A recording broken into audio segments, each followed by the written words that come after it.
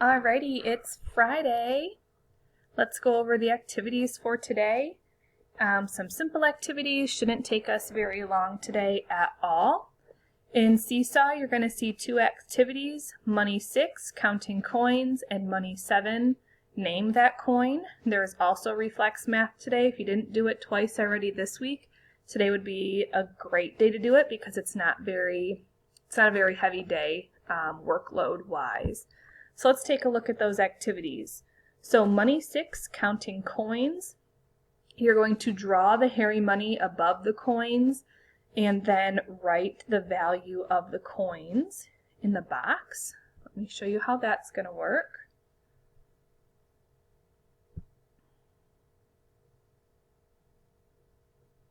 All right, so hopefully you are able to recognize that these are nickels, and nickels get one hair. So I will draw the hairs above each coin, and then I will count 5, 10, 15.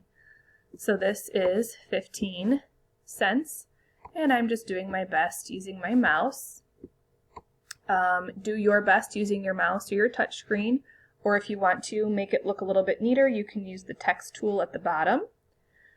These are a few examples I'd like you to work through, and I made a problem for you below. There is dime, dime, dime, nickel, penny, penny. So let's see, this one is different because it has different coins. Okay, the examples above all have the same coin, but let's see, maybe I can challenge you to count the value of these different coins, okay? When you're done, click the check mark. So that gets turned into me. And then we have Money 7, and it's called Name That Coin. We're going to use the Move button to label the name of the coin and the value of the coin. Okay, let me show you how that works. Alrighty. So we have to figure out which coins these are, and we see the front of the coin and the back of the coin, the head side and the tail side.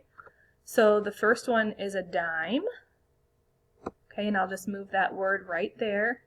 And then the bottom one, we still see the heads and the tails, but it's asking you how much is each coin worth. Okay, so look, here's a clue on the first one. It says 1 dime. How much is a dime worth? It's worth 10 cents. Okay, so the top, they want to know the name. The bottom, they want to know the value. Alrighty. Again, when you're finished, click the check mark, so that gets to me. We're going to take a peek back at our calendar for reading and writing today. It's finishing your opinion writing. Again, if you could please, if you're not using the text tool to type into your, onto the piece of paper that I gave you and you're using your journal, please upload that photo to this assignment. Okay, so again, to do that, you would find that writing paper from yesterday. It's in here with the video on persistence. You're going to add your response.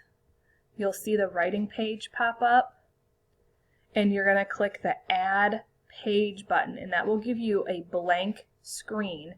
And then you can click the camera button where you can upload your student's work. And remember to stretch that image large enough for me to be able to see it. I cannot see those teeny tiny pictures that are being sent in, okay? So that's for writing today. For grammar, we have contractions toothy in Seesaw. Again, make sure you click on the picture of the bears before you start. And then you're going to click View as Google Doc. And then you will click Present.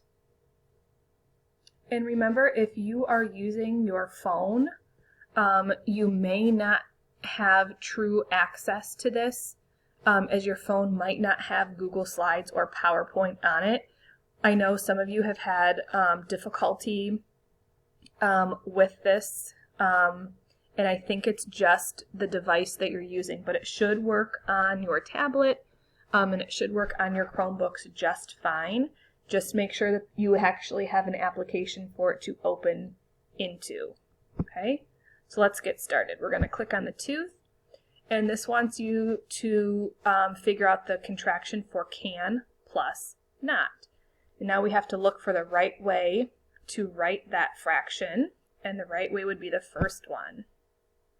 And as you see, I can get a tooth in my bear, and I will continue on through the rest of the slides. And lastly, today we have Raz Kids read a story and answer the questions. Also at this time, if your student is struggling on maybe Harry Money or one of the writing activities, please reach out to me, let me know. Again, I can always set up a private Zoom meeting with your student and help them through the activity. I am here to help. I am here for the students, and I'm here for parents too if you're confused on an activity. But use today to catch up on your work, and even over the weekend if you need to. Enjoy your Friday.